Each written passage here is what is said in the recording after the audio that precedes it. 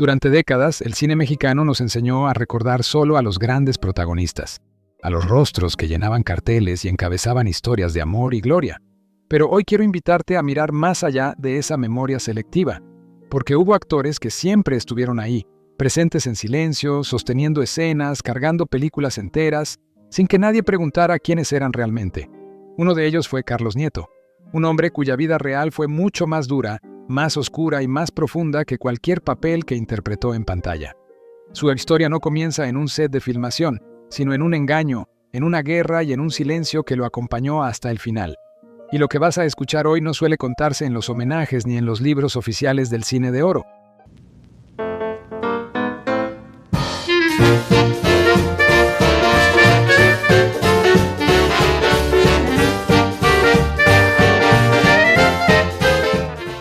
Durante mucho tiempo, Carlos Nieto fue solo un rostro más en la pantalla. Un hombre que aparecía brevemente, cumplía su función y desaparecía sin dejar rastro en la memoria colectiva. Así operaba el cine mexicano con los actores de reparto. Eran piezas intercambiables, presencias útiles, pero nunca protagonistas de su propia historia. La cámara los utilizaba y el público los olvidaba. Sin embargo, detrás de esa discreción casi invisible, Carlos Nieto cargaba con un pasado que no encajaba en la narrativa cómoda y nostálgica que la industria prefería preservar. Un pasado que no se contaba porque obligaba a mirar de frente una realidad incómoda, una realidad que rompía con la imagen romántica del cine de antaño. Antes de memorizar diálogos, antes de obedecer a un director, Carlos Nieto aprendió algo mucho más duro: obedecer órdenes que no dejaban espacio para la duda ni para la conciencia. Era apenas un adolescente cuando fue seducido por una promesa que parecía una salida a la pobreza y a la falta de futuro. No le hablaron de ideologías ni de patriotismo, le hablaron de estabilidad, de documentos, de una vida mejor lejos de la carencia. Para un joven de 17 años, sin respaldo ni opciones reales, aquellas palabras sonaban a salvación. Lo que nunca le explicaron fue el precio real de aceptar. Cuando comprendió la magnitud de lo que había firmado, ya estaba atrapado dentro de una estructura que no permitía retrocesos. No existía la posibilidad de decir que no, ni de arrepentirse. Carlos Nieto fue asignado a una unidad blindada durante la Segunda Guerra Mundial, un entorno cerrado y opresivo donde el individuo dejaba de existir para convertirse en engranaje. Allí, la identidad se diluía y la voluntad personal era sustituida por la obediencia mecánica. Desde ese espacio metálico no se tomaban decisiones, solo se ejecutaban órdenes. No había tiempo para pensar en las consecuencias humanas, ni margen para cuestionar. Avanzar era obligatorio, detenerse no era una opción. Con el paso de los meses, aquella experiencia fue borrando cualquier rastro de adolescencia. Carlos Nieto no combatía cara a cara. Participaba en operaciones donde la distancia emocional era impuesta por la maquinaria misma. La guerra, vivida desde ese lugar, no se percibía como una sucesión de rostros, sino como números, objetivos y resultados. Esa forma de violencia impersonal dejó marcas profundas, no visibles pero persistentes.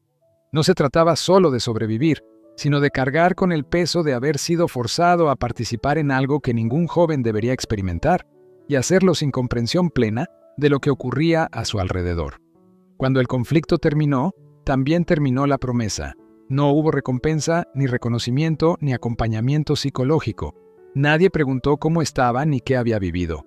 Carlos Nieto fue descartado con la misma frialdad con la que había sido reclutado. Regresó a México con vida, sí, pero profundamente marcado, arrastrando silencios que no encontraba dónde colocar. El ruido constante, el encierro, la obediencia ciega y la sensación de no tener control sobre el propio destino lo acompañaron mucho después de abandonar el uniforme. El cine apareció entonces como una salida aparente, un espacio donde, una vez más, se pedía obedecer sin preguntar. Carlos Nieto encajó perfectamente en ese sistema porque ya había aprendido a no destacar, a no exigir, a no hablar de más. Su carácter reservado, su disciplina extrema y su capacidad para cumplir sin cuestionar lo convirtieron en el perfil ideal para papeles secundarios. Por eso fue actor de reparto, por eso su carrera avanzó sin escándalos ni reflectores. La industria no quería historias complejas, quería figuras manejables. Y Carlos Nieto lo fue, a costa de su propia voz.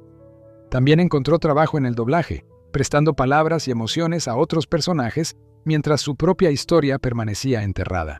Era una ironía silenciosa. dar voz sin poder usar la propia. Nunca habló públicamente de lo que vivió, no porque no tuviera nada que decir, sino porque sabía que nadie estaba dispuesto a escuchar. Revelar su pasado habría roto el pacto tácito del silencio, ese que protege a las instituciones y abandona a las personas. Y el precio de romperlo habría sido quedarse completamente solo. Con el paso de los años, su comportamiento evidenciaba las secuelas invisibles de aquel pasado. Aislamiento, rigidez emocional, dificultad para relacionarse, una distancia permanente incluso con quienes trabajaban a su lado. Nada de eso interesó al medio. Nadie preguntó. Nadie quiso saber. Carlos Nieto siguió siendo útil mientras no incomodara, mientras no recordara a otros que detrás de la nostalgia también hubo dolor. Murió sin homenajes, sin entrevistas profundas, sin que se contara quién había sido realmente, reducido, una vez más, a un papel secundario. Tal vez esa fue la última traición. Después de haber sido utilizado por un sistema que lo engañó cuando era apenas un muchacho, fue nuevamente relegado por una industria que prefirió no saber. Hoy, al ver su rostro en una película antigua, la imagen cambia. Ya no es solo un actor silencioso, es el reflejo de un joven manipulado, de una vida marcada por decisiones ajenas y de un silencio que benefició a otros. Porque en estas historias, casi siempre, alguien gana cuando otro calla. Si este tipo de historias ocultas del cine mexicano te parecen importantes, si crees que es momento de dar voz a quienes fueron olvidados, te invito a apoyar este video. YouTube suele dar mayor visibilidad a los videos que reciben muchos me gusta, así que si este contenido te ha parecido valioso, déjanos un like. Ese pequeño gesto ayuda a que más personas de nuestra generación puedan descubrir estas verdades que el tiempo intentó borrar. Suscríbete al canal, activa la campanita y cuéntanos en los comentarios qué otro actor o actriz del cine clásico te gustaría que recordáramos, pero esta vez contando toda la historia.